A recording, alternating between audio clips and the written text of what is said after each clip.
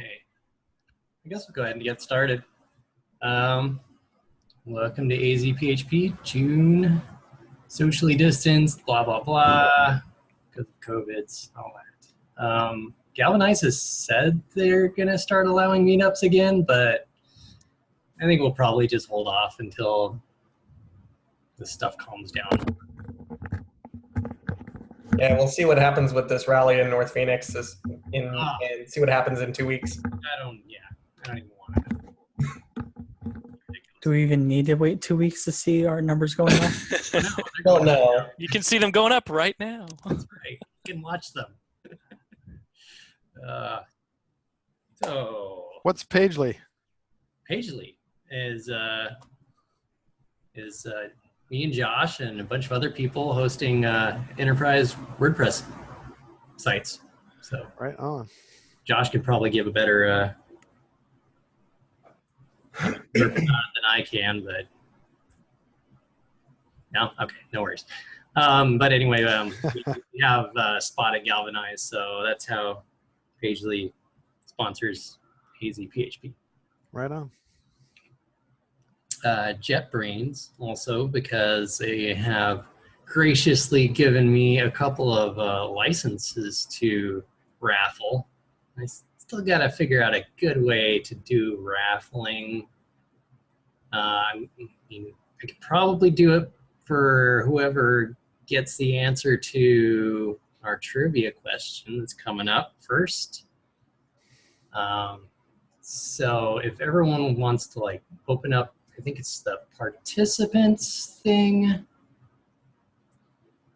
That's actually no. I'll just let like whoever can chat the answer first. That way, it's not just like a bunch of people blurting out and we have no idea who did it. We'll just do it that way. Where's the chat? So, it's the bottom of the window. Right. Make sure it's to everyone. Right. So agenda, we're extremely strict here at azPHP. So, introductions, if announcements, if anyone has any job offers, or if you're looking for a job, now's your time. Or if you have any interesting news, PHP related or otherwise. Lots of RFCs. Yes, lots of interesting RFCs have been passed for PHP 8, which is now have been bumped up to hopefully November for the release date. We'll see. And hopefully it'll make it because nobody has anything better to do. They'll just right? All right. Click. Is anyone actually hiring? A lot of people are on a hiring freeze still. Right. Does anyone we might be. Yeah? I don't know exactly when, but if you're in the market or considering changing your situation. Well, if you decide you need someone, just feel free to post on our on the Facebook group. Yeah. All right. Yeah. So trivia, got an interesting one. Oh yeah, azdevs.org. If you're looking for a Slack channel that has a bunch of PHP developers in it, there are a bunch of JavaScript people in there, but we have our own channel in there, so they kind of keep it down. So that's fine. All right. Blah blah blah. Nothing new there. All right, trivia. What's the easiest way to get a count of all values in a multi-dimensional array? Type. Easiest? I have a guess.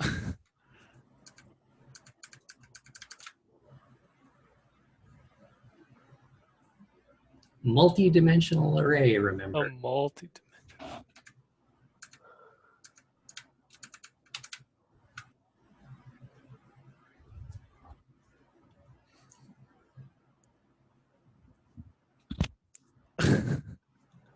Hi, Chris's wife. She says, they say hi. Jeremy.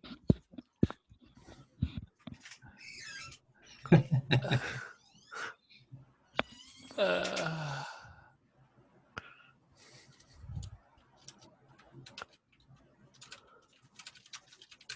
One of you is close.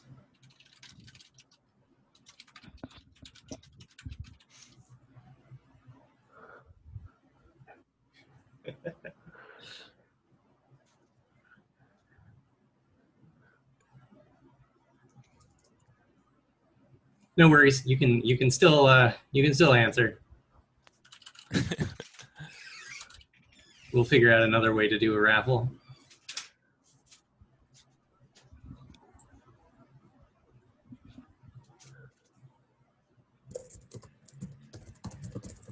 I could just assign everyone numbers and do a random number generator.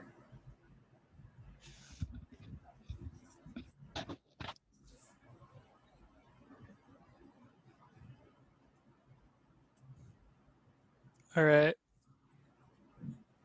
Nobody's getting it. Without Googling, I don't know if I've got any other ideas.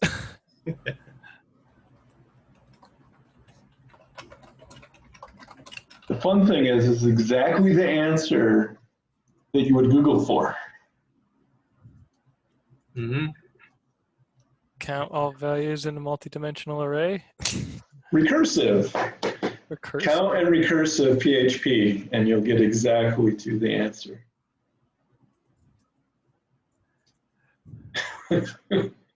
Count takes a second argument. Yep. How about that? Oh, dang. Nobody That's ever a good goes one. to that document page, right? So Count recursive, yeah. yeah, I was doing validation, and I have these arrays of filters. I needed to know if any were set. And so I'm like, well, there has to be an easy way to do this. I'm like, how do you get the count of all the elements? So I pulled up the manual, and it's just built in. You're probably the first person who has gone to the count manual page and I think it's the first time I've ever gone to it. That's that for. It doesn't- that's as big as when I found out that isset could take more than one argument. That's great. I had no idea. So tonight, Jeff's going to speak to us about local Docker development and beyond. So I will stop sharing and I will let you take it away. All right. With any luck, nothing will crash. Is that all right? Yep, that's good. All right. Containerize your production environment for fewer bugs and tighter control of the SDLC. That seemed authoritative. There's lots of reasons to use Docker. So I'm going to start with an overview. We're stuck with technology, and what we really want is just stuff that works. Douglas Adams. Who am I? What is Docker? Why Docker? Using Docker Hub. Simple and complex example. How I'm using it. It's like none of those examples. Common Docker commands, bonus free shortcuts, and then an actual demo and a summary. It goes to 11. One machine can do the work of 50 ordinary men. No machine can do the work of one extraordinary man. Who am I? I am a man of many hats. Geoffrey Hoffman, VP of Technology for RX Marketing Group. We're based in Irvine, California. We have about 50 employees. And in the last couple of years, I've been the head strategist, R&D manager, solution architect, technology evangelist, lead engineer, cloud administrator, general purpose fix-it guy. I can't print. Can you format this laptop for the new guy? Basically all of it. Also play keyboards, learning electrical engineering. So if there's any engineers in the room, you're welcome to come over and help me not burn myself. My soldering iron as I learn how to put circuits on a breadboard and build things that make noise. Computers are useless. They only give you answers. Pablo Picasso said that. You guys probably already know what Docker is, so I'm going to just run through this. I've run Docker for desktop on Mac and Windows and Linux now. Ubuntu 20 is what I'm using tonight. If you haven't used it, it's like having an instant library of pre-built virtual machines.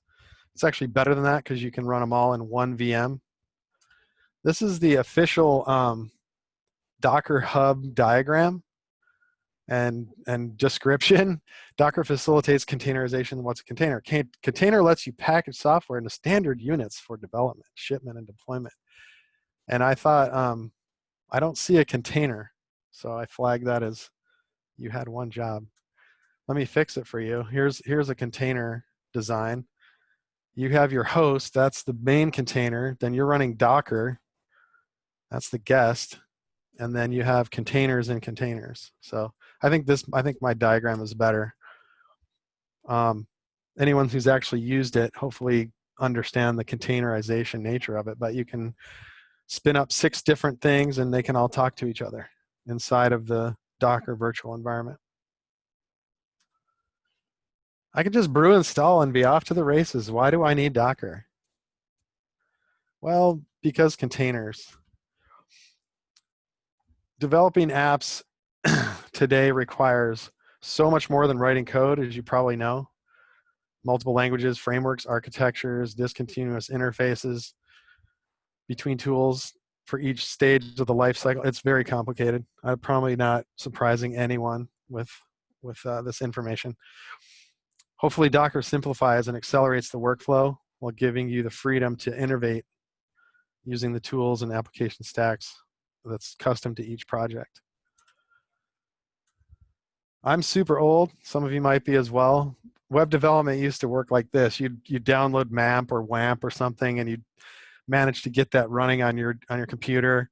You'd get a hosting account. It would come with a free FTP login out of the box. You'd get an email. You'd wait for that email. You'd build your site. You'd send the files to the server, check to make everything works, discover an issue, try to reproduce it locally, change the file, re-upload it, go back to step 3. You do that over and over and over. Probably have the luxury of doing that in the past. We don't want to do that anymore. Web services are now microservices, multiple technologies in play, virtualization, cloud systems, single responsibility, running one application on one server. There is no stack anymore, even though we're still called full stack developers. Just a bunch of little things that do things all over the place. Love the matrix. With Docker, we can emulate our production environment as closely as possible, using the same OS and installing the same versions of the same applications, using official source images from Docker Hub all on your laptop without needing 64 gigs of RAM and 8 CPUs. That's the main reason I've used it. It just works. You can have a technology presentation without a cat photo, I don't think. Computers are like bikinis. It saves people a lot of guesswork. That's a new one for me. If you're not familiar with Docker Hub, I'm going to hopefully demystify it for you a little bit. This was something that took me quite a while to really get my head around when I was first learning Docker. So you got to create an account, search for images, inspect the tags, click the GitHub repo, inspect the Docker file, follow the chain up to like the original thing that built the thing that built the thing that you want to run. And then you can look at that Docker file or copy it or pull it and make your Docker file based on that one. And this is interesting. On the Docker Hub page for PHP, it's easy to miss this. It states, note, the description for this image is longer than the hub length limit of 25,000. So the supported tags has been trimmed to compensate. So in other words, there's so many tags for PHP that there's too many to list. I'll show you that in a little bit. Most containers just list the tags available on the page, but not PHP. It's kind of funny. Can you explain what a tag is in case people don't know? Yeah, so let me escape out of here and we can go right to the Docker Hub and we can look at it. So if you're on Docker Hub and you want to say build MySQL, now in my case, we haven't gone to MySQL 8 yet. So here's the official 10 million download MySQL container image, and you can just say Docker pull MySQL. Now, if you do that, you're going to get MySQL : latest. So Docker images are tagged just like Git repos. There's a release version. Docker repository is pretty much the same concept as a Git repository. It's just specific to hosting certain versions of Docker containers. So on 99% of the pages that you pull up, you'll see the latest tag, the supported tags right here on the page. And then there's view available tags, and you can inspect the different tags, but usually right there on the description. So so this is one of the things that makes Docker so cool. Like you have one site that's running MySQL 8, another site running MySQL 5.7, another site running Postgres. You can pull all the exact versions that you're using in production and minimize your chance of producing a bug because you're not using the right version. Well, it worked on my computer. How many times have you said that, right? It worked on your computer because you built it for 8 and then you deployed to 5.7, so you broke it. So with Docker, you can actually say Docker pull MySQL : 57.30, 5730. So that's what I'm talking about. And then this was the funny one. I went to make this presentation. I was looking at PHP and I'm like, where in the Sam Hill are the tags? And I skipped right past this note. I'm like, where are the tags? I look over here. I don't see any tags. You can get there through these links. It's a little bit more confusing. That's more like inspecting the change log of what went into the image. So anyways, you click over to their Docker library tree and you can see all the versions of PHP that you could add. And this is not even all of them. There's more than that. You can go back to 7.0, probably something before that too. But so Buster is Debian's latest. So if you just want, the CLI for Debian, you can do that. If you want to run it as a small Alpine image, if you're more interested in a smaller container, I think Alpine is like, 5.3 megabytes for the entire OS. Unbelievable. And I have no idea how they did that. But they did. So you can run PHP on that. Or you can build it yourself. I'm going to show you my Docker file. It's kind of hand-built to a certain degree.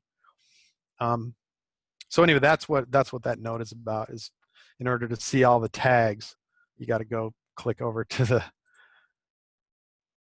GitHub repo for it now. Too many tags. We expect more from technology and less from each other. We now expect more from technology and less from each other. I think that's appropriate for this crazy time we're living through. So I just found this out too while I was preparing this demo. You can Docker pull the PHP CLI and you'll be getting the latest one. And then you can actually run a PHP script using the Docker image directly. In other words, you don't even have to run anything, right? My demo folder, I have an example PHP script here. So I'm going to just show this example. Kind of neat. You don't have to make an image, nothing. You can just Docker pull PHP CLI. And I've done this before, so it should be pretty quick. I'm up to date. If there was like an update from last night to tonight, it would have downloaded the little update. Docker images. You can see all the images I'm using in my demo. So here's PHP CLI. So I can Docker run IT interactive something. Just run it right on the PLI, right on the PHP CLI image, and give me the version of that. And so it tells me PHP 7.4. Now, if I say which PHP, I've also have this installed locally, so you can see my local version is 7.3.19 Ubuntu, but the one that is running from the container is 7.4. So, there's sometimes good reason to run different versions of scripts on the different versions of PHP. This is all for about hoping to prevent you from deploying a bug that worked on your computer. This is not how most people use PHP with Docker. They don't run PHP scripts directly, and I think yeah, so I went right into the complex example, but out of curiosity, I have this example 1 script. You might be wondering, well, can't you just run that? So I want to run PHP inside of that container and run example1.php. And it's going to tell me I can't find that file. And so there is an example on the Docker Hub PHP site that tells you how to do it. That's where I got the example. It says you can run a PHP script on the Docker image directly. So the key to it is you have to tell it, you have to give it a volume. You have to mount the volume where that file is inside of the container, and then point it to that file in the container. So what that means is the PHP:/CLI image doesn't have any of my local files mounted into it. It's just the PHP image, probably running probably the Debian. It's probably Buster based, whatever. So we can look at that example, and I'll cat the example real quick so you can see it, and I'll make that example here. It's probably a little bit hard to see. Zoom that up, and then switch here. And we're doing this. We're trying to get this to run. Here's my example files. Echo Docker ran this. So it's just a simple PHP script, but should prove the concept here. So I want a Docker run IT. I want an RM. I'm not exactly sure what RM does. I don't need a name for right now because I'm just going to run it in the container. But I do need that volume. The V switch is telling it to mount this volume. $PWD is like run the current directory. And then I think I can say home G Hoffman. I think this might be arbitrary. I don't know. I just want to type this out here. But personal demo example1.php, and then PHP CLI. And I think I might have to tell it. Now, what you'll notice is this is on the left-hand side is my host, so my Ubuntu box, and then the right-hand side is where I want to map that inside of the container. So I'm pretty sure, I'm just going to go out on a limb here. If I just mount that right there, let's just say the PWD is demo, so I'm going to mount that as demo example1, and then I'm going to tell this, hey, run demo example1. And that did not work. Interesting. It always Remove breaks example the one. demo. Remove example 1 from there, the left side. I'm having a PWD. Do the same thing. No, you can you hear me? Am I Yes. talking? Okay, so remove, so where you have /demo example1. Yeah, there you go. Yep. This is what I ran it last night. So basically you're mounting a folder, and then I'm not sure what W does. I'd have to look that up. But anyways, then send that path and that volume into the container. And I guess this is the working directory, right? W is the working directory. Yep. So now it can find that PHP file. So again, I haven't even started a container. You can think of a Docker image as like an AMI if you're familiar with Amazon Web Services. So the Docker image is like your AMI. And then Docker PS -A, you can see I have a bunch of stuff running right now. So these are like actual running instances that were based on the demo containers I put together here. So let's look at a more complicated example. Any sufficiently advanced technology is equivalent to magic. So let's look at some magic. What was the link that you shared to the site with the pre-built images? So this one is one that I found that is a pre-built image, real similar to that. It's just right on the Docker Hub, where this is comes up with Ubuntu 16, Apache, MariaDB, Postfix, PHP 7 with these modules. And then it also has Git, npm node, Composer, Vim, tree, nano, FTP, and curl. So here's like a Docker pull this thing, and you have a whole local working environment. So that's just one example. There's obviously a bunch of different examples, but if you're used to just doing full stack development and you want to separate your environment from that, and you don't want to futz with, like, say you need some extension that you can't find the DLL for Windows or something like that, just install Docker pull Faria LAMP, and you're off to the races. So it's containerizing those applications in a single container. So if you go all the way back to my 6 container example diagram, there'd just be one container in the Docker environment. So looking at this is the Docker file from that Faria LAMP stack, and I wanted to just touch on a couple things. So in this example, you're locked to Ubuntu 16. If you're running Ubuntu 18 with a greater version of PHP, this may not be a great choice. This is a description and label.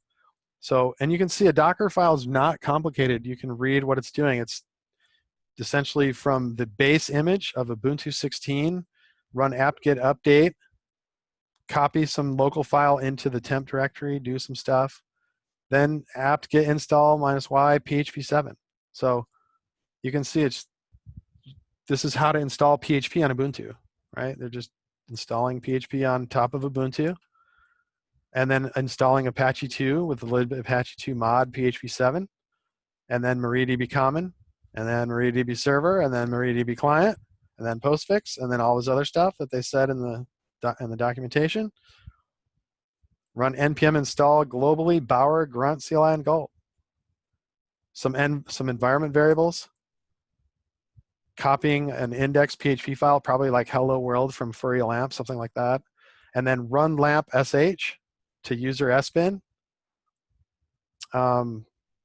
Enabling the rewrite module for Apache, symlinking node, making sure that we can run lamp, making sure the files in the var www HTML directory are owned by www data, creating some volumes for the MySQL data and whatnot, and exposing ports and running runlamp.sh. So it's a really good example. It's nice and clean Docker file. You can tell exactly what's going on. No surprises, no secrets, no hidden Bitcoin miner.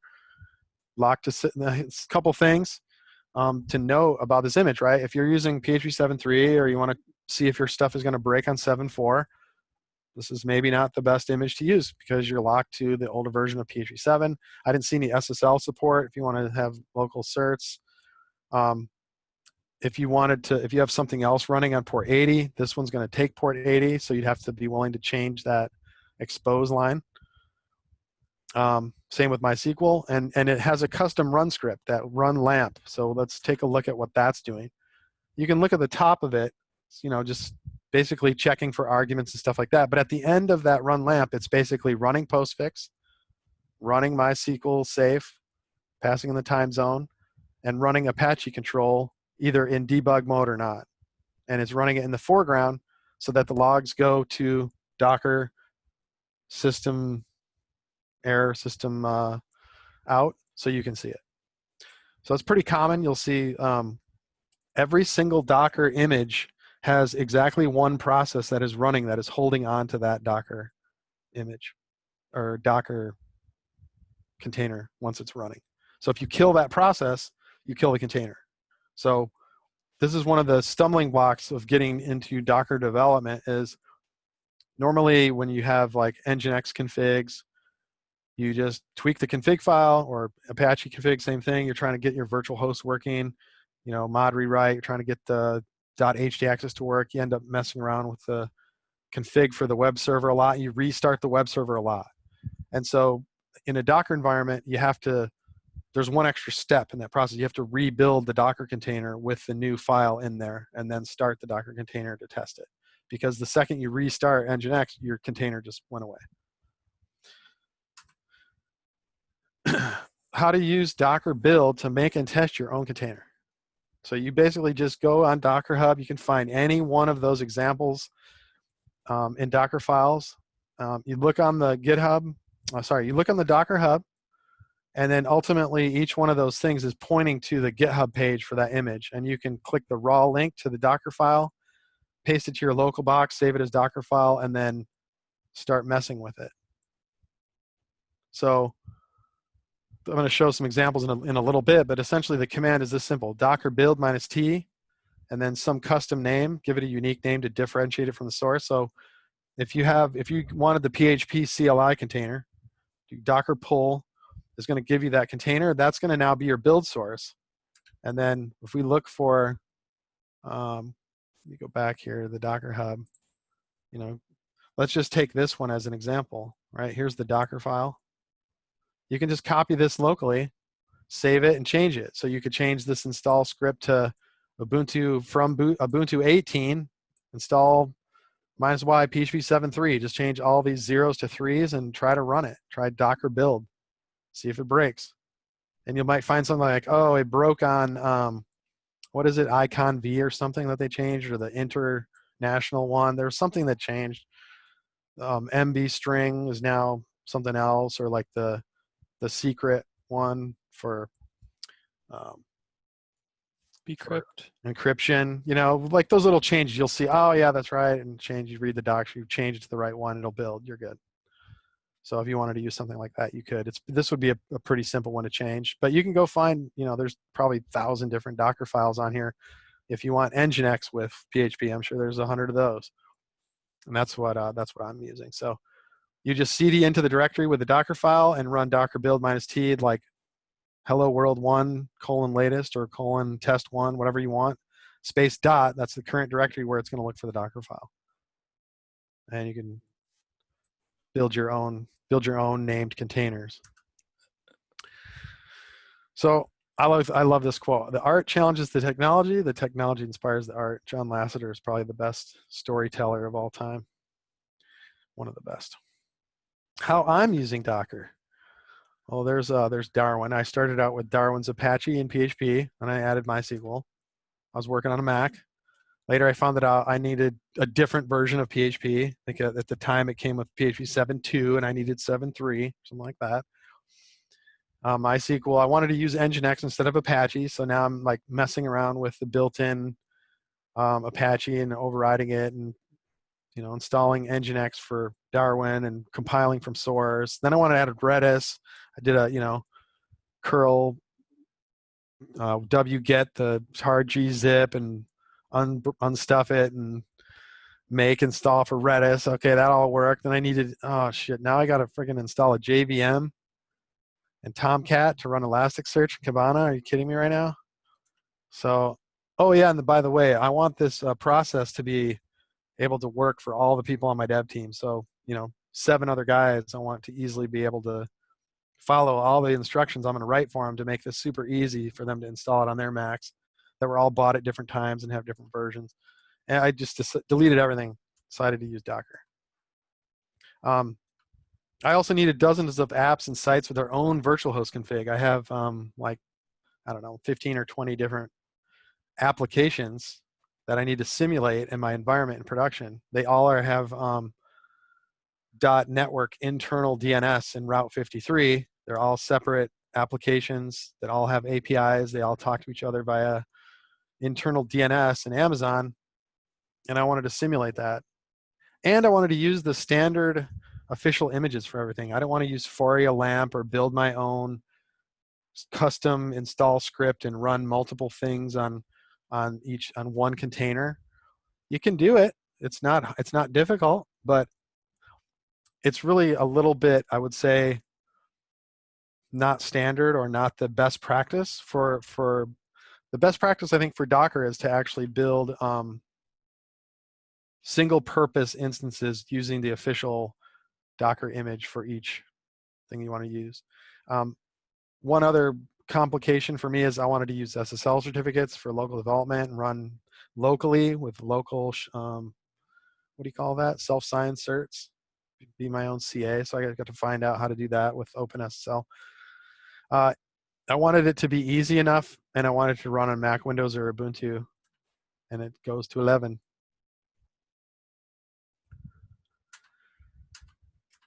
So I went searching for the Docker images. I made some point of, what is POC? Proof of concept experiments. I was just using Docker run at first. So I did Docker run the Nginx thing, Docker run PHP, and just built up my environment using the commands. And that taught me to understand what thing needs to link to what other thing. Like, for example, the linking feature of Docker is unbelievable. With the -L flag or -L, you can link from container A to container B. So one example of that is the PHP container can link to the MySQL container. And the way that works is there's actually a NAT inside of the Docker machine. It runs DNS inside of there, and when you tell your app container running PHP to be named app, and you tell your database container to be named DB and run MySQL, and you tell your PHP app container to link to the DB, it knows the internal IP on the NAT automatically of the database container. Then I built a Docker Compose YML. I used a Git repository for all my Docker stuff. It's completely separated. And you can, if you end up going this route, you can use Docker Hub for your own custom images, or you can use something like Elastic Container Repository, which is the hosted Docker repository that Amazon provides. I'm sure that Google Compute Cloud has one, and you can download, forget the name of it now, but it's like GitLab, but instead of for GitHub, or Git repositories, it's actually for hosting Docker images. I forget the name of the actual tool. But ours are simple enough that we don't even need to host our images. We just build them when we need them. So if you remember going back to the earlier slide where I had 6 containers, that's actually the exact demo that you're going to see in a minute here, where I have Nginx built from the official Nginx container, exposing 80 and 443 as the web container. That is linked to the PHP FPM container, exposing port 9000 internally only into the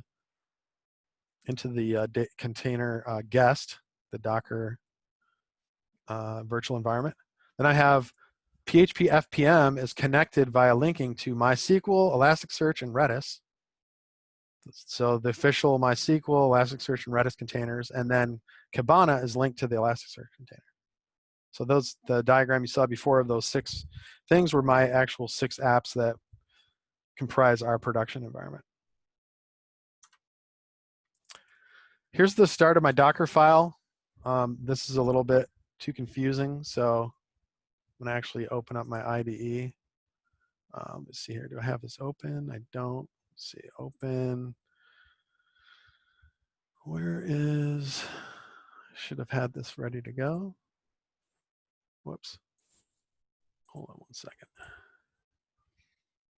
So I have a repository in GitHub. It's private repo, and it has all of my Docker related configurations in there. So what was I going to show? Oh yeah, PHP Docker file. Okay. So here is my PHP Docker file. And this is actually starting with a pretty complicated one. But because I'm running this in standalone mode, I'm not running it as a module in Apache or anything like that. It's just running PHP FPM. That's the only thing this container is doing. I found out the hard way that it's a little bit easier to force a user ID on your containers. And it does save a few headaches with file sharing when using this method. But from PHP 7.3 FPM, make sure these users and group exist with this ID.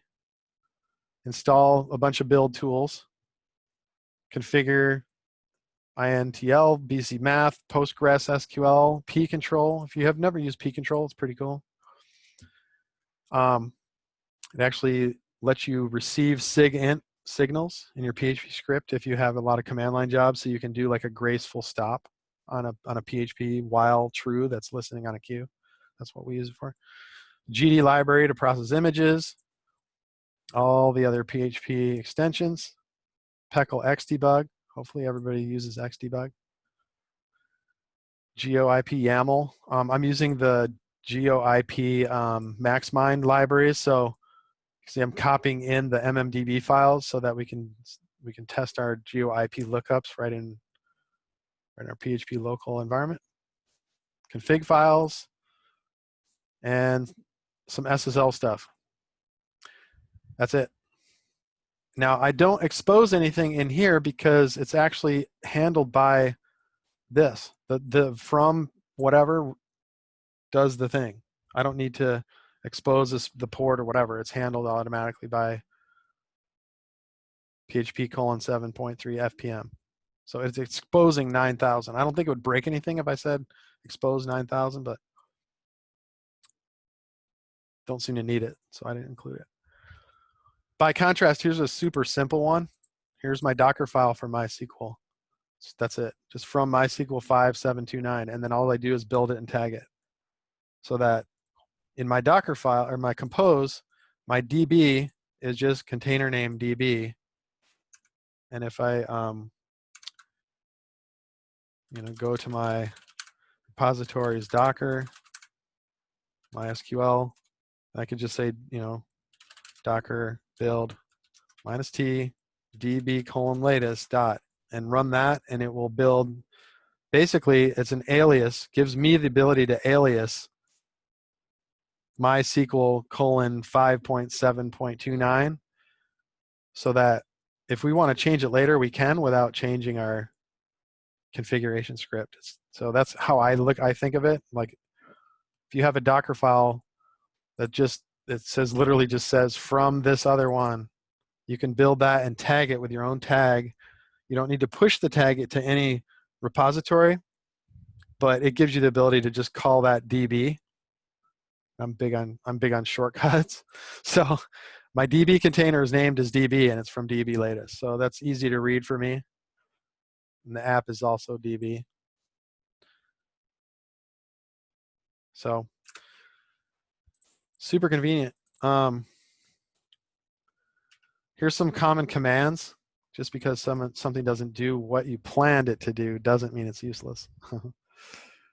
So here's some commands. Docker pull PHP 7.3 FPM. That's what I'm using on mine. Nginx latest, using that. MySQL 5.7.2.9.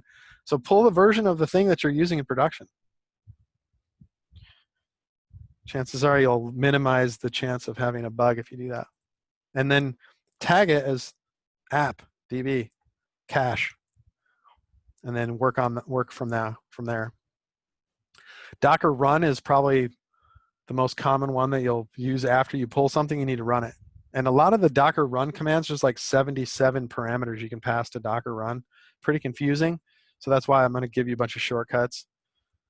I use a bunch of shortcuts. All of our technology is completely unnecessary to a happy life. Just remember that. Close the computer, go camping.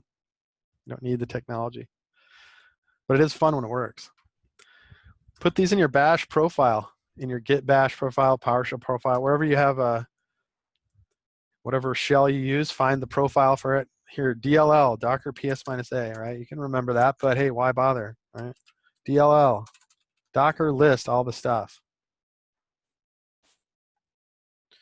So here's all my couple of exited containers.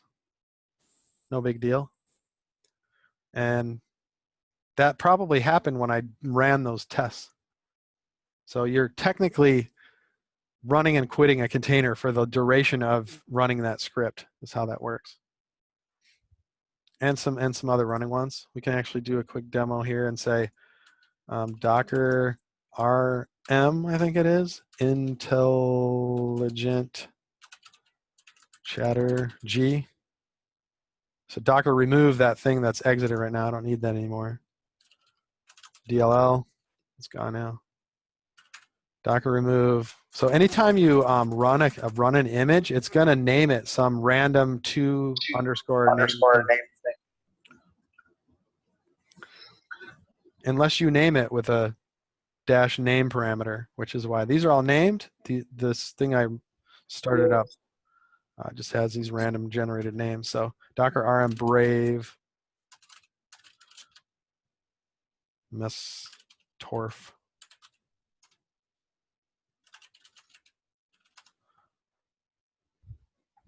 Okay. DLL. Dim Docker images. What images do I have? So, if you haven't messed around with bash profile, hopefully most of you do, but it's really the way to get things done quickly is to build some simple functions and then build functions that use those functions. Here's Docker remove image with like, if you don't pass an argument, then remind me, oh yeah, that's right, I have to provide one argument. So I probably have some images now that I don't need. And you'll see a lot of times you'll see that it'll just say none. And a none container is basically like, containers are so useful that people use containers to download portions of other containers. So that might be a container reference that all it has in it is like an Alpine image with a wget program. So somebody will build a container image that uses that image to make sure that you have wget on your system. That's maybe one way I think of it. So it looks like I don't have much of anything to erase right now. I could probably pull something and remove it, but this function is just a quick shortcut to remove an image from your image list. Docker stop a running container. Start a stop container. Docker rm. I put all my shortcuts on a gist, and you'll get it at the end of the presentation. DRM stop and remove a container. Stop all running containers. You just basically, I built up a bunch of little helpful things to just work with images and containers. So I was playing around. You know, one weekend maybe you want to start up and run a Plex server and load some MP3s in it and see if you like it. You know, Docker pull Plex. No, I don't like it. You can DRI, Docker remove image. Remove all stopped. drun, Docker run. This is my command to like run my individual containers, right? Because I got sick of trying to remember all these arguments. Docker run, daemonize, give it a name Redis, environment variable app equals Redis, port 6379, and build it on the cache latest image.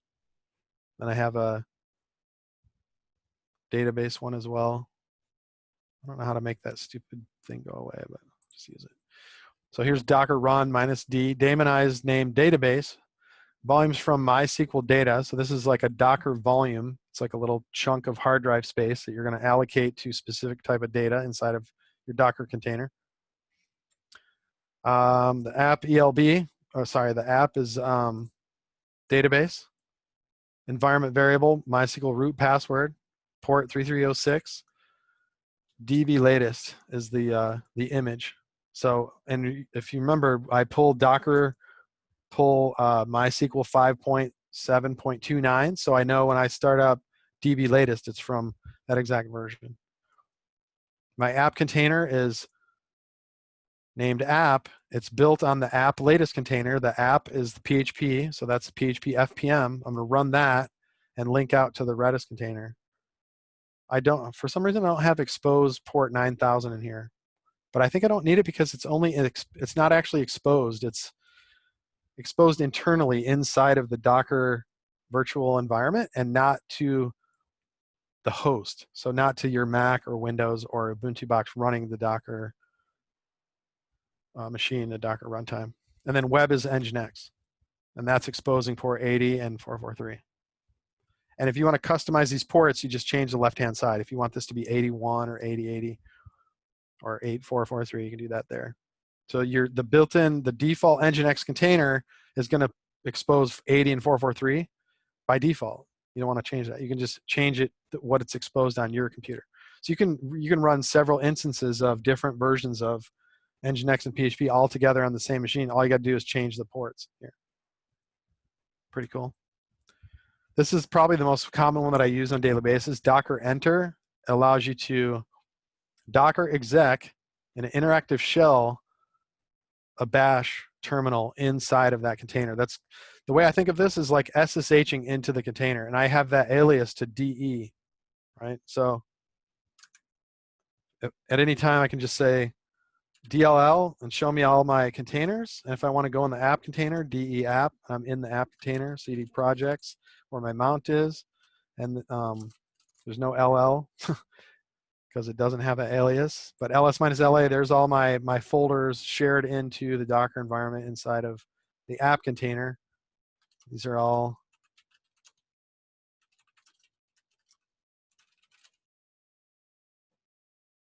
PHP apps running Laravel mostly.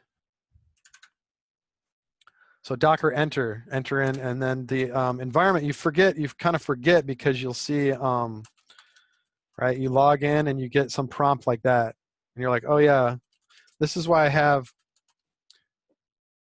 app as an environment variable in every single one of my containers. DE, is it cache? No, DE Redis. Well, that one's obvious.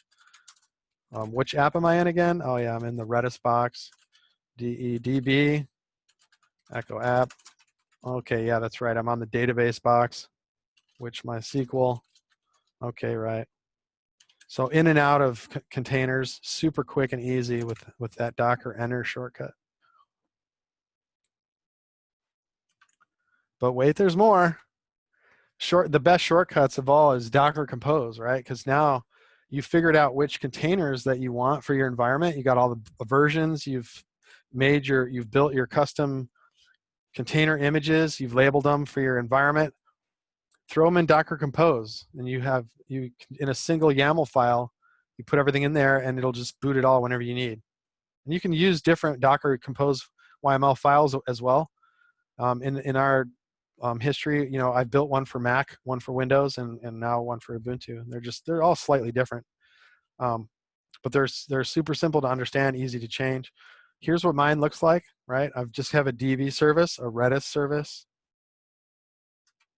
an app service, and then this is something I found out recently. Obviously, on the Mac, if you're on a Mac box, delegated will speed up your file sharing quite a bit. There's different attributes you can put on volumes that you're linking. So this is the equivalent of the V flag, right? You're going to mount this path to your project file on your local computer. This is typically, you know, users, Jeff projects on the Mac, or home, G Hoffman projects on Ubuntu. I think it's /C/ you know, users, something like that on Windows. I have one example I can show if anyone needs a Windows example. But adding this colon delegated at the end, there's cached, delegated, no cache. But basically what that controls is how often your guest files update or your host files update. So basically what Docker's doing under the hood is it's trying to keep track of changes so you can see the changes, right? In a web development environment, you make a change in your IDE on your local computer on the host, you change that file, you want that file to be instantly available or as quickly as available as possible inside of the guest or inside of the web and the app container inside of Docker. And so what delegated is it's going to do host to guest transfers instantly, and then it'll take a second for the logs to update back on the host from the guest. So I probably should have made a diagram for this, but basically your host is the local machine. When you make a change, that file gets copied into the Docker virtual environment really quickly with delegated. If you don't put anything on here, they're kind of about the same. It uses the default file sharing notification system built into the operating system, which on Mac OS is really finicky and slow, which is why Docker for Mac is the slowest platform, is because Darwin places a lot of requirements on how those file change notifications get sent. And there's different ways around that that I've experimented with. I have a link here to the presentation on Medium from a guy that uses NFS. You can also use SSH and rsync over SSH. So you can have a separate SSH container on which you have a shared volume, and you can SCP your files into the SSH container that are then shared into the web and PHP container. And I found that to be faster. The only issue I had with that is permissions. And so if you can figure your way around that, that's why you saw user 1000. That's actually a leftover from the default user. When you get a brand new Mac and you start it up, your user ID is 1000. So that's why I have that in there. Got a quick question. Yeah. So here with volumes, you got /path/to/projects. Yeah. can you use in your environment variables inside of that volume? So Yes, you can. Like $home. Yes, you can. Here is my my actual. Oh, you know, I actually changed this. You can see it's I changed it for this demo, but this is what I actually have. Right, I have container dir, which is set to projects, and you can put, you know, tilde home. You can put, yes, you can put whatever environment variables you want in here. And this is actually how you can do it with different different people on your team, right? You can share this with multiple people in your environment. If like home Jeff is my home environment on Ubuntu now, so I'll probably do you know, project dir, I think is what we have. An interesting thing of note too is the Docker compose file will pick up environment variables from a .env file in the next to in the same directory as it. Hello. Yep. I missed part of that. Maybe just me, but I said the nifty part of is that Docker compose will also pick up environment variables defined in a .env file. So if you have your project has a .env file, you can define environment variables there that Docker compose will pick up. that's cool. I didn't know that. It also supports relative paths. So most of the time you don't need to mess with any of this. You can just Yep. build everything into your Git repo in the right places and put the relative paths in, and then wherever someone checks it out, it'll work. Yep, that is true too. Because we have a mixed development environment, we have this kind of a setup. It's a little bit trickier to get it to work across 3 different OS. But yeah, definitely, it's a great way to do it. Thanks for the question. That's a good point. This is something I learned relatively recently. We're having some weird issue with like running curl commands or guzzle, PHP guzzle inside of a PHP command line script inside of one container that needs to guzzle out to the virtual host of another guzzle or another container also running inside of the same Docker environment. And this external links thing basically solves all that. If you tell it, hey, these are all external, it sounds weird to say because they're all, in my mind, they're all internal links. They're not external links, but if you put these, if you list these out in here, it just works. I don't know. I probably butchered that, but maybe somebody has experience with that. Basically, guzzle curl from PHP inside of one container to another virtual host in the same container wasn't working until I added this. It's kind of like hacking your etc host file for Docker, so it knows where those are. Because in my case, I'm using like a top level domain that doesn't exist. It only exists in my host file, and I have everything in my host file pointed locally. So yeah, because Docker uses its own networking from container within the container. It's got its own kind of networking stack. It doesn't talk to your host networking stack. Is that what you're saying? yes. Okay. Like it will use DNS first, right? But if you like, so I just put alpha.tld and I have a virtual host that says alpha.tld, and I have my etc host file saying 127.0.0.1 alpha.tld. So of course Docker would have no clue where to look for that without me telling it, oh, by the way, here's the web container has that site on it. The way that I typically do that is within your container, if you're using Docker Compose, when you Docker Compose it up, it actually creates a network for all your containers in your Compose file. Mm-hmm. And so you can then talk to other containers by their container. I don't remember if it was their container name or the definition name. In the links thing, that makes perfect sense, right? Like my app container, which is PHP, needs to know how to get to the database, Redis, and Elasticsearch, because Right. I'm using that. So that made perfect sense. It was just like I stumbled on this external links thing, and I fixed. I don't know. You shouldn't curl even just started need working. links in here. Yeah, if you use the networking stuff, you don't need to do either of those things, links or external links. Links is technically deprecated, but I don't think it's actually going to go away for a while. Yeah, Oh, I'm pretty junior on as far as how networking works, and I've tried reading the Docker documentation on networking, so I would love to learn more about that. And it would make Aliases. sense. It would make sense to me that, you know, there's a better way to do it than this, but I still have this in here for now. And I think it's because, sorry, go ahead. I'm sorry, I was about to say, I think you're looking for aliases under the networking section. Aliases. Okay, cool. I will look into that. Thank you.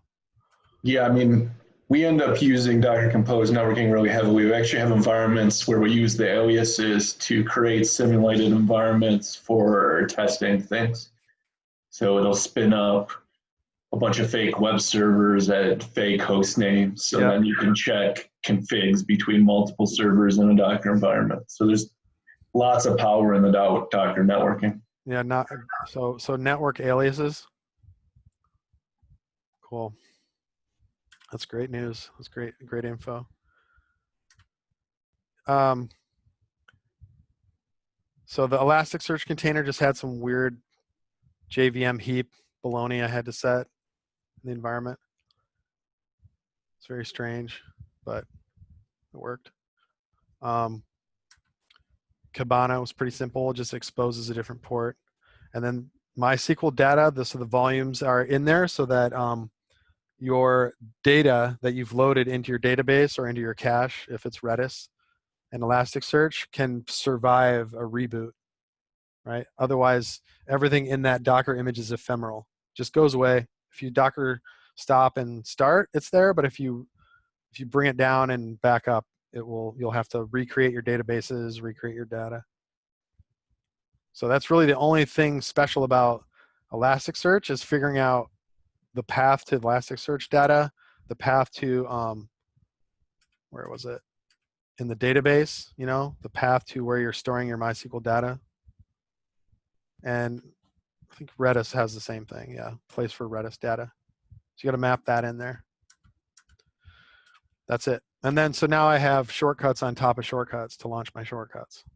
So DENV, Docker environment, bringing it up and down.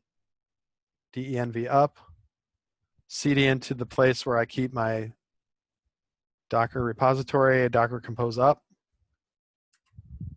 take it down.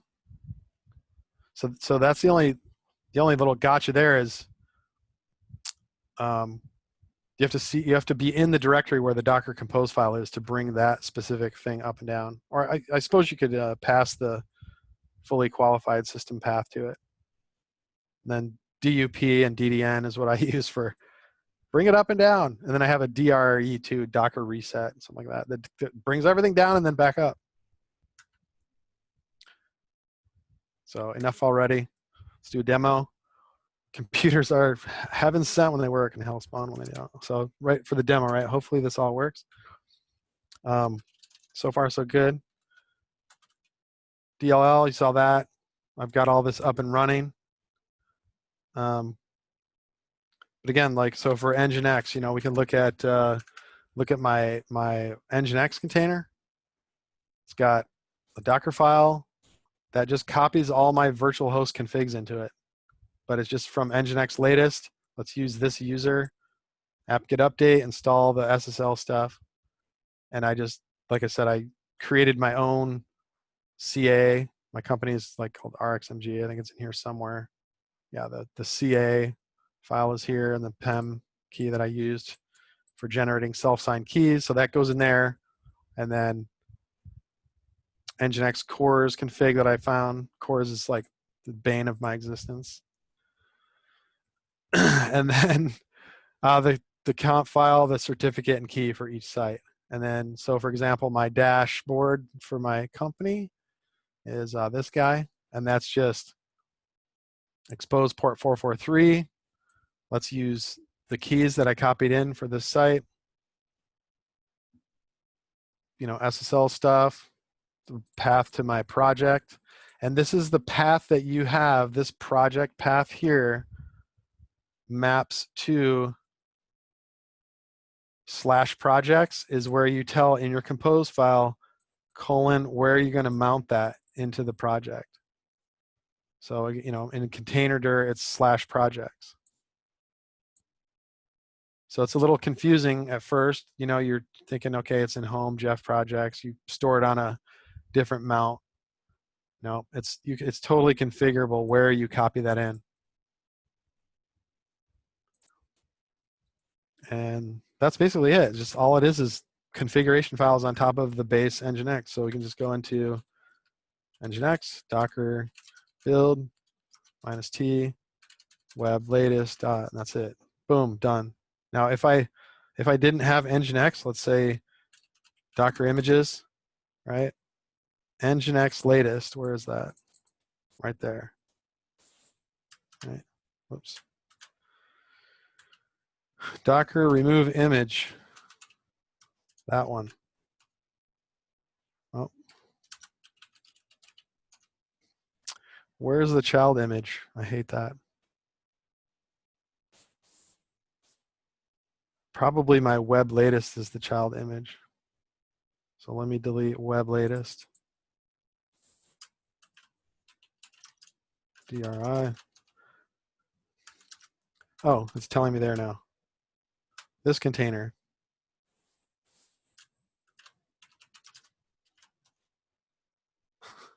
No such image. Oh, used by running container. That's why. Take my environment down. DDN. Take it all down. Now I got nothing running. I have hopefully the ability to remove these things. Copy that image. Docker RMI remove image. Same thing.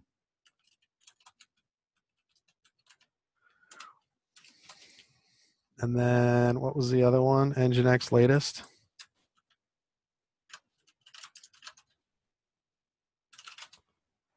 There we go. Now I can Docker build -t web latest. So it knows to pull Nginx latest because I don't have it. So go get Nginx latest. Copy all those things in there. Run creating those users. Apt-get update.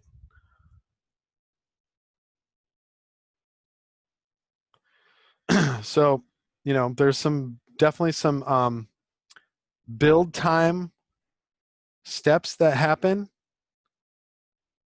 And then there's some runtime steps that happen. If you copy in a script that does something that, like, you need the script to be built, now I can bring up my environment.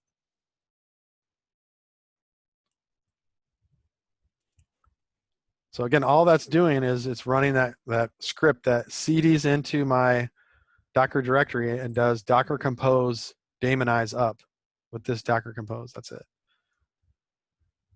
And you'll get the shortcut. And then DLL looks good. You'll see everything is running. So I can go to now. One other thing is just to, you know, sudo vim, just so you can see etc hosts. Right, I've got all of my actual sites that I run for work in here. So this is actually dash.rxmg that I'm going to show here. My company dashboard.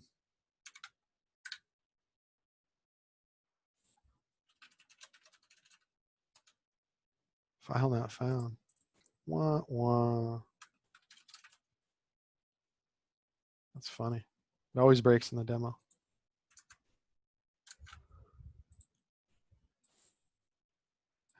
Here it was earlier before the demo. It's kind of funny.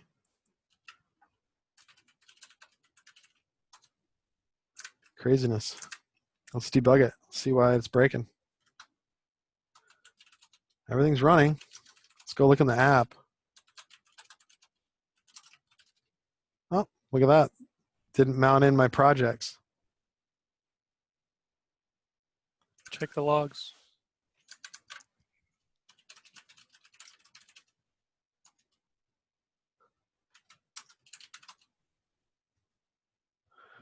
Well, something failed to mount properly.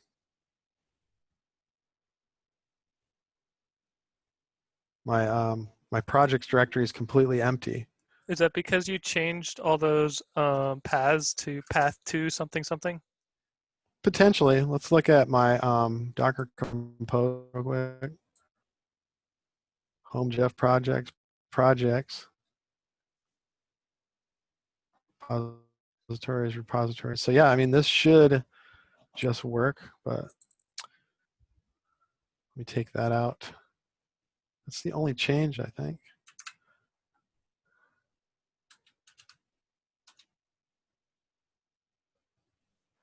Stop everything and start it up again.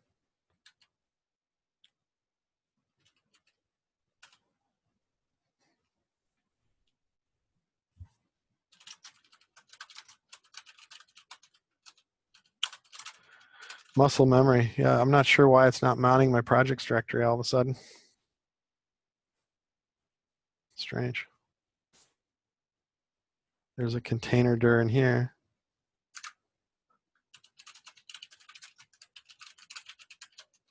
And that's set to projects.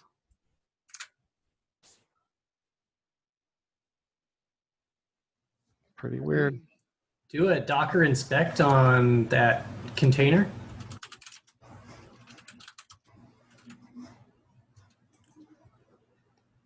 And in there, you will have a section called mounts. If I remember right, mounts or volumes. I think it's volumes. I I just think I saw it. You scroll past it says /projects. there's mounts. Oh, projects. That's the problem. There you go. Brilliant. So it is because I broke this somewhere. It's because of that right there. Whoops. So that was my app container had the wrong specification for the source of where to pull those images. I had an extra /projects in there when I changed this to the projects dir environment variable.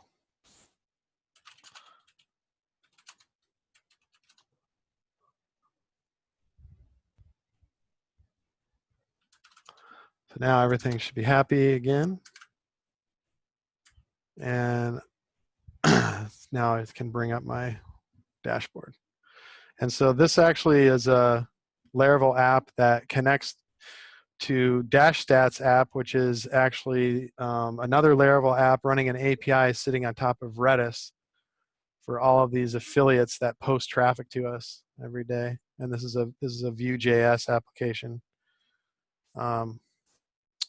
that sits on top of that in the front home directory of the Laravel site, and then the rest of this is all configurations.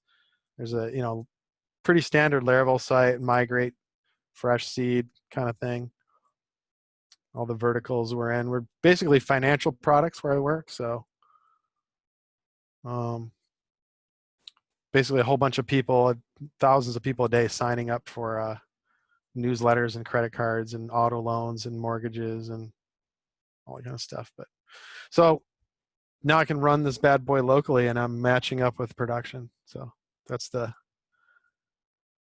cool part of the demo. Hopefully you guys see now I'm able to run 6 containers, no problem, 1 laptop, all matching my production environment. Human spirit must prevail over technology. You guys are all spirited folks, I'm sure. So the cool thing about Docker 2 is you can not be afraid to mess up your box. Just play around with it, download an image, mess around. You're breaking something is not a big deal. You're breaking something that's containered. It's cordoned off in the little area of your computer called the dock. If you don't like it, you want to go back to the old-fashioned way where you just build everything locally or run everything locally. No big deal. Just delete Docker, uninstall it. If you have a single app, you can use a single Docker file in the root of your repo. I think a lot of tools assume this is your setup. So if you have, mywebsite.com and you have that repo for that and you want to run that, use something like, what was that site? Lido something? Or the image that I showed in the beginning. put your Nginx, PHP, FPM, and Postgres or MySQL, Maria, whatever you want, in your Docker file. Get that all working. Then every time you want to work on that single app, you have everything you need right there. Multiple apps, multiple sites. I have my own Docker repository with everything in there. And then I have a branch for Windows, a branch for Mac, a branch for Ubuntu. And use the official base images. Copy your configs in there. That's really how Docker is meant to be used.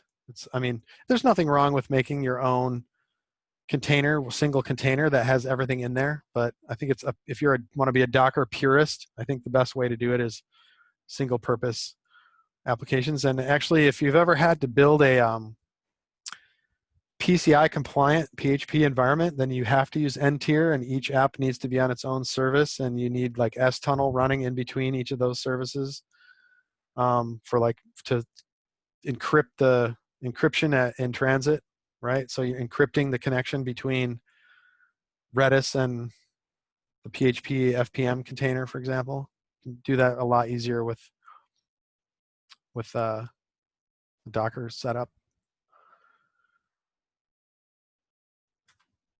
Use the volume mapping to get your host files into the container that need them. In my case, I have just my web files folder, my projects directory. That's the only thing I share in there.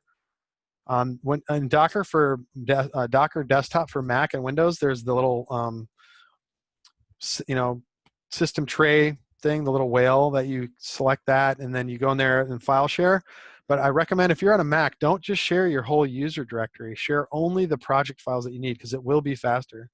Those stat calls take up a lot of time. You'd be surprised. The site that I just showed you is a big Laravel application. I don't know how big is big for anyone else, but it's pretty big for us. And we were getting page load times in the default Docker Macintosh version of like 45 seconds per page, because it makes API calls to other services, and each one of those services is a Laravel app. So you can see like basically the progression for us was Mac running Docker, and then Mac running Docker running NFS, and then I tried a thing called Mutagen that didn't work out for me too well. Mutagen is pretty cool if you haven't heard of that. Little off track here, but treat your containers as ephemeral, because basically you want to be able to take it down and bring it back up. That's where having like migrations and seeds, whether you're using Laravel or not, is really handy. Just to have like dummy data or fake data, use Faker to just have a script you can run to populate the database. Make it fast and easy to bring up and take down your whole environment. I recommend using custom image names, right? Like I named my PHP container app and my Nginx container web, and I just use that everywhere, app and web. And if I want to change it, I can. Use environment variables, passing in what you need for your configuration as environment variables. Definitely leverage container linking, but pass the L flag and link out to the containers that you want. I think some of the guys on in this group are better at the Docker networking than I am, but I do know it's very cool that it's running a NAT inside there and it does DNS automatically. You just say link to the DB and it knows. You can edit your host file and use custom domain names. What you saw me doing was actually building self-signed SSL certificates and running everything under that.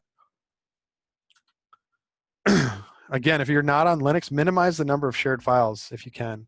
I think the only option on Docker for Windows is like C and D for your C drive and your D drive. But on Mac, you can actually say, don't share my whole user directory where I have 40 gigs of videos. Just share only my project folder, and it will be faster. And then look at this article on NFS. This is what I was using. So when I implemented this NFS solution here, and there's a GitHub repo and everything, it's basically using NFS to share files in from Mac into the Docker container.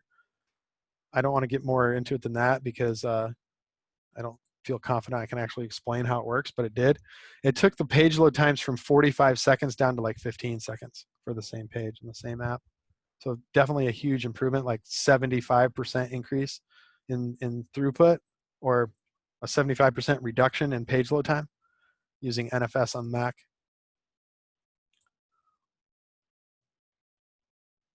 And it goes to 11.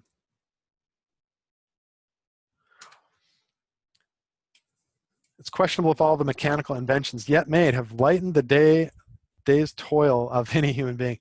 I've always thought that's interesting. Like, we make computers double in speed every 18 months, but yet why do I still have to work 40 hours a week again? This makes sense. Somebody's getting screwed somewhere. Does anybody have any questions? You guys were really helpful. I'm gonna take the tips and go improve my Docker network.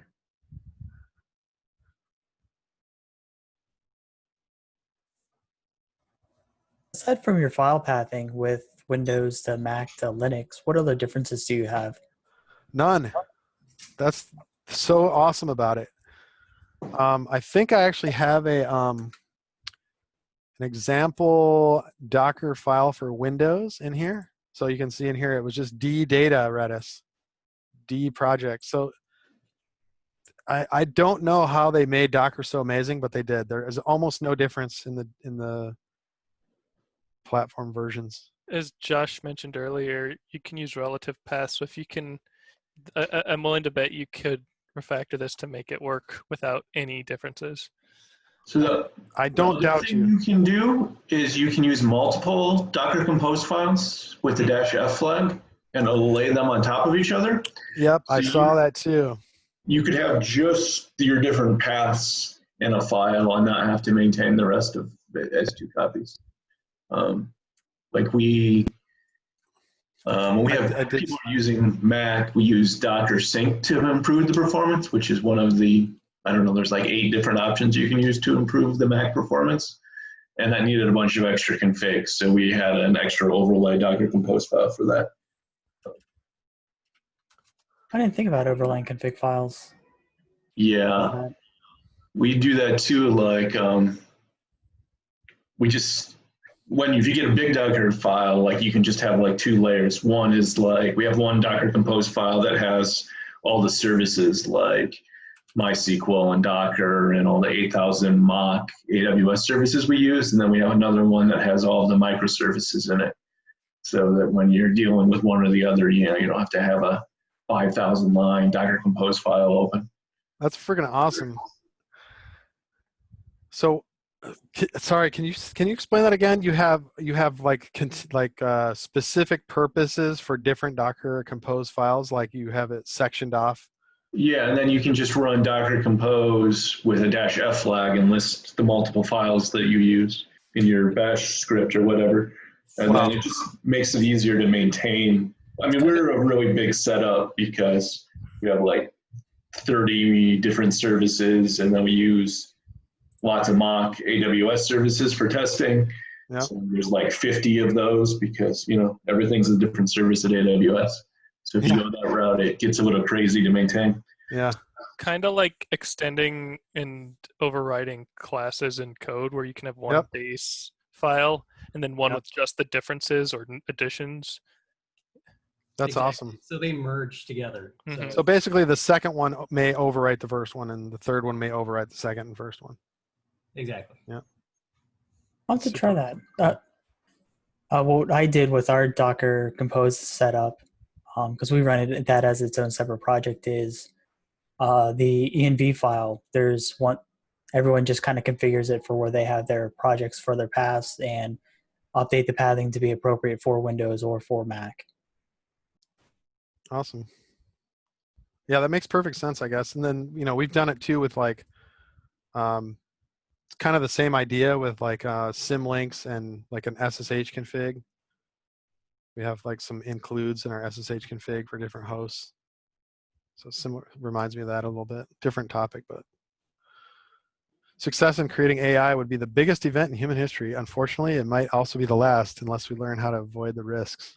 A little scary. Scary little fucker. Stephen Hawking. Pardon my French. I've got my Twitter handle and that QR code, and I've got the short URL .at/npx uppercase y5 is if you want to download this PDF. I'm not affiliated with Docker or any company or brand mentioned in this presentation. Thanks, guys, for having me. It was a great exercise to put a presentation together. And I learned as much as hopefully you did. Hopefully somebody learned something.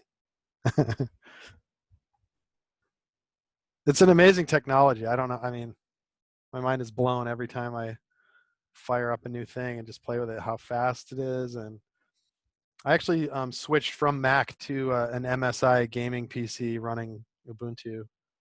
I have it configured as dual boot specifically so that it runs Docker faster, because it's like not worth waiting 15 seconds per page to load.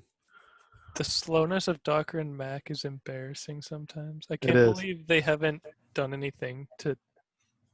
They are finally working on those file system performance issues now. I did do some reading on that, and it's essentially like they're at the mercy of like the file system change notification overlay that sits on top of Darwin on top of.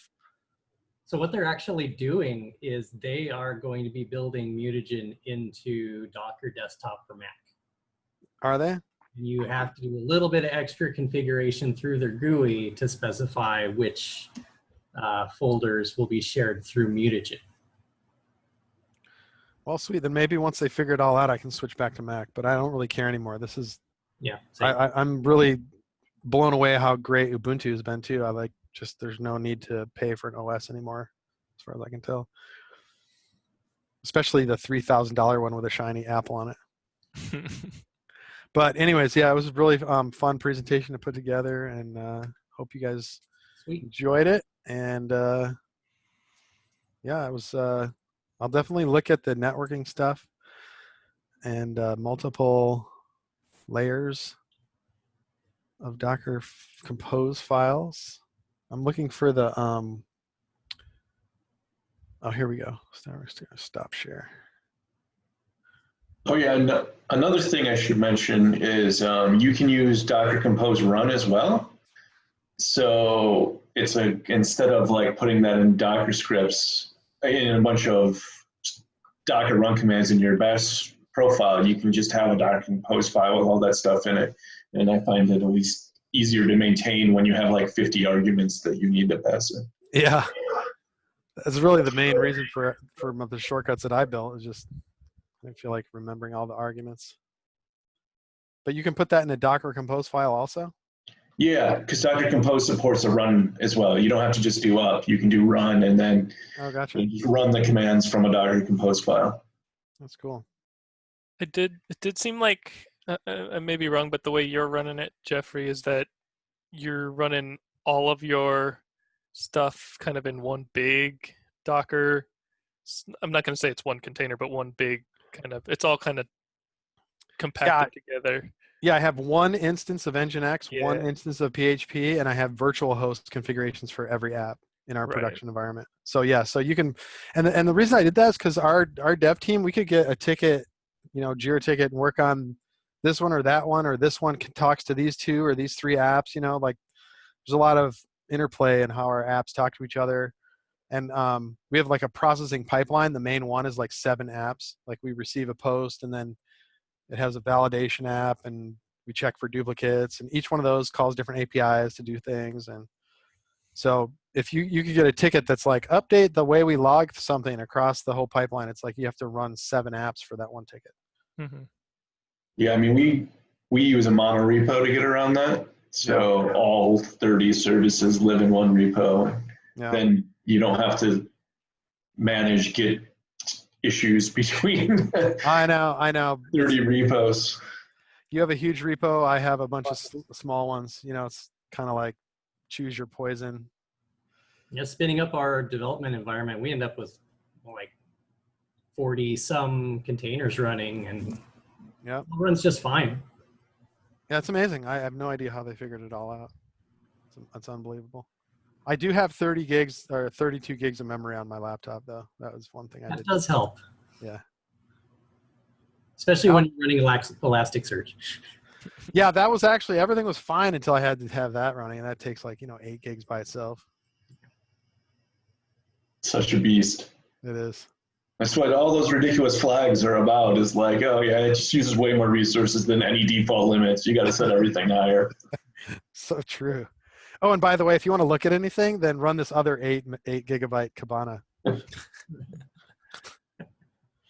Yeah, it is. It's amazing. I mean, Lucene, you can find. I mean, we have like 1 billion documents in our Elasticsearch cluster, and it takes less than a second to find and aggregate on 750,000 of them. It's unbelievable. Yeah, so who wants to do some Docker Compose research and present next month on all of the different options that would make this stuff better? I'll admit I did think about what a Docker networking presentation or something, or even maybe I don't know. I'm trying to think of something more tangible, but yeah. Yeah, I mean, I wouldn't mind seeing a Lando presentation if somebody uses that. I don't know, Lando. I mean, it's pretty much like a layer on top of Docker Compose. So there's, pre-built, I don't remember what they call them, recipes maybe for setting up a LAMP stack or whatever, but it's really just Docker Compose underneath it doing most of it. Yeah, it looks like you could check off a couple of boxes on the interface and go build that.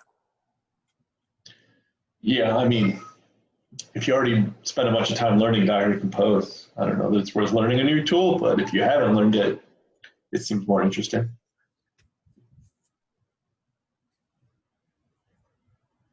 It's also fun using Docker with a workspace container to keep a consistent interface between Windows and Mac. So you can run all your seed scripts and things like that. Just bash into your workspace one to turn around and execute all that work.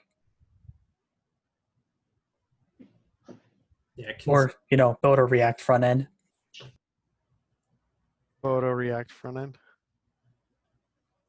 I try not to install React stuff on my base machine or anything really.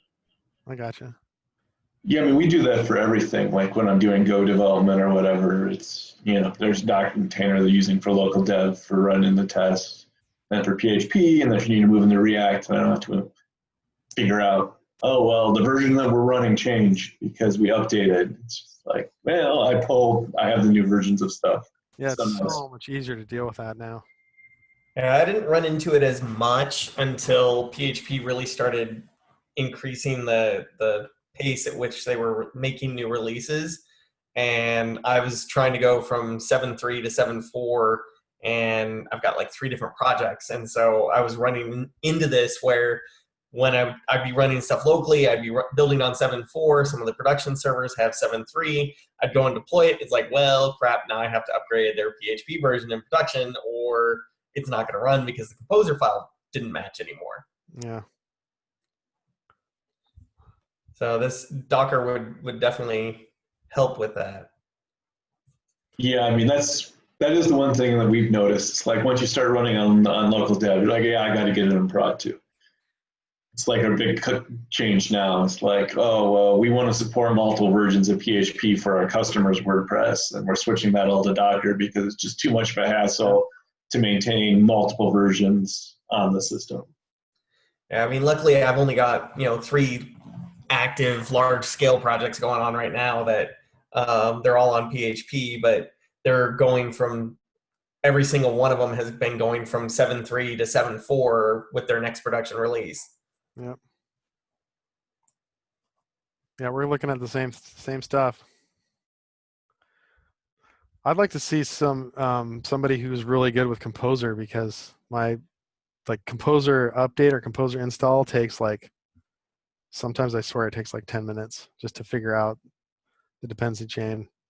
And I've got this many freaking things that are warning, deprecating this coming soon. At some point my shit is just not gonna run.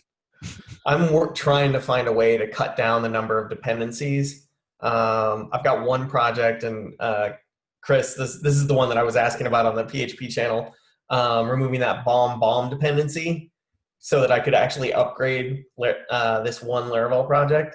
And I went through, I pulled the thing out, and in a day, I had everything that it was originally doing rewritten without any other dependencies to do it. So Wow. I have no idea why the original developer decided that that was a good dependency to put in there. But I'm just pulling out a bunch of them and really trying to trim down how many dependencies are in my composer files. Yes. Just as much as I can.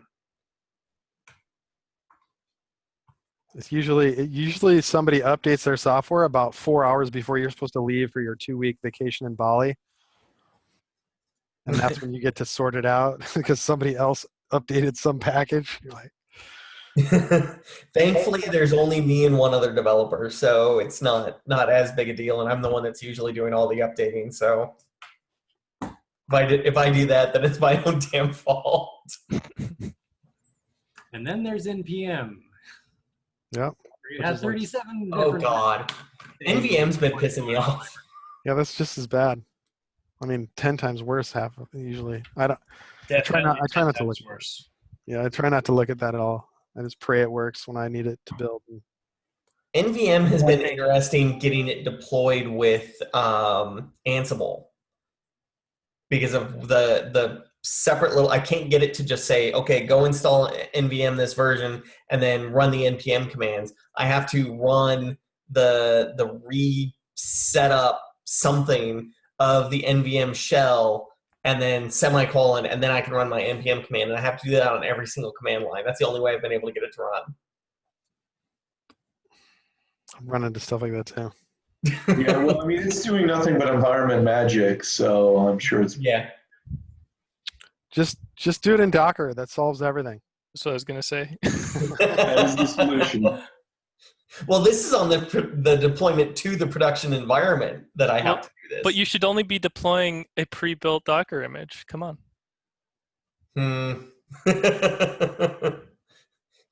I'll look at it. I'm currently ripping apart my entire workflow stack right now, so that may fall in there. Yeah, you can put your whole app in there and push your Docker image to Docker Hub and just deploy that.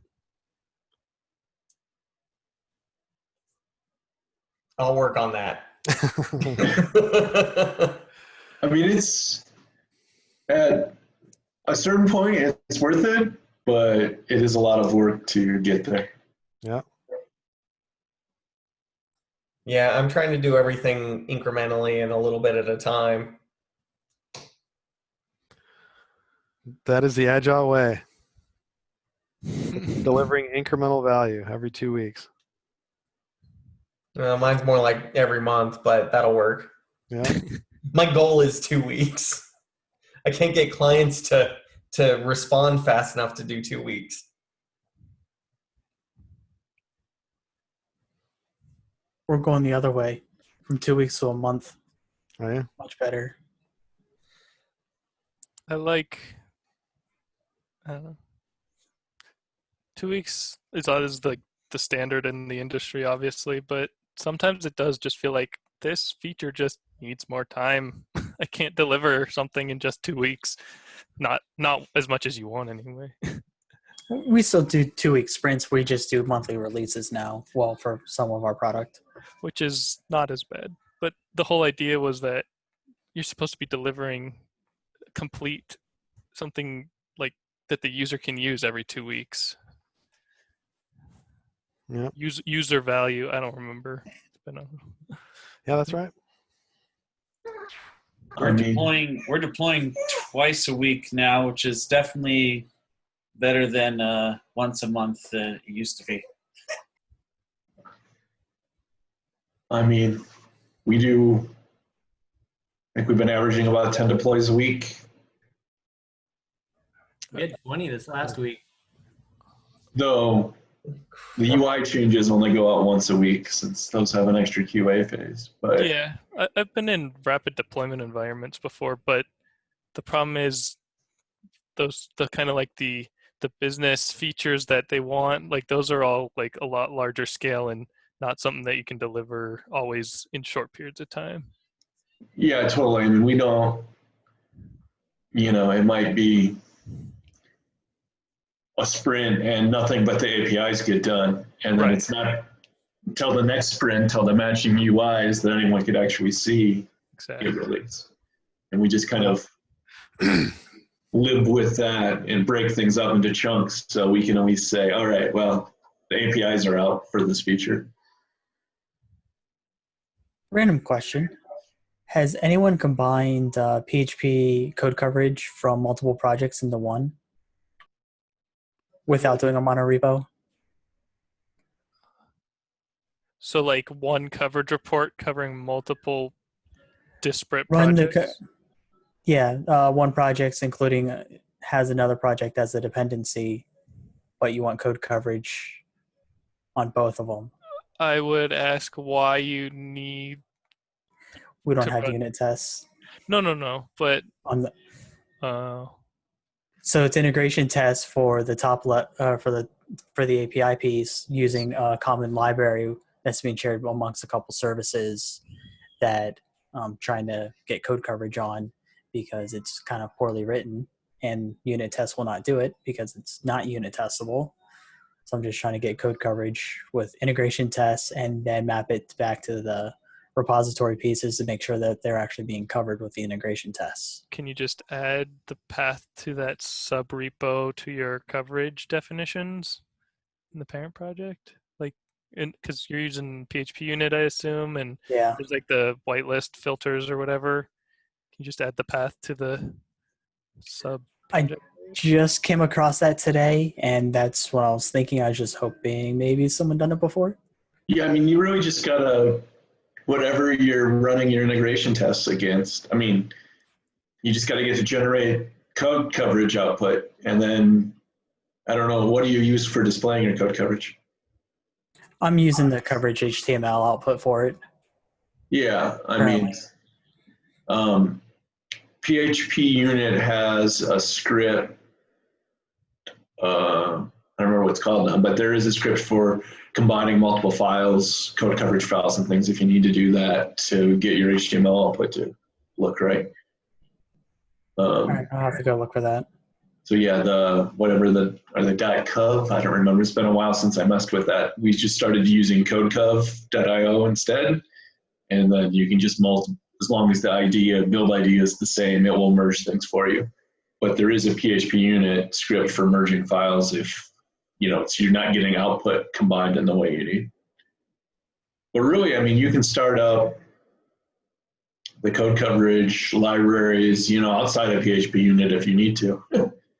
Just bootstrap an app, turn on code coverage, whitelist things right, and you'll get output even if you're just hitting it with HTTP requests. So it's definitely possible, but the more you get away from PHP unit driving, the more you have to redo the glue.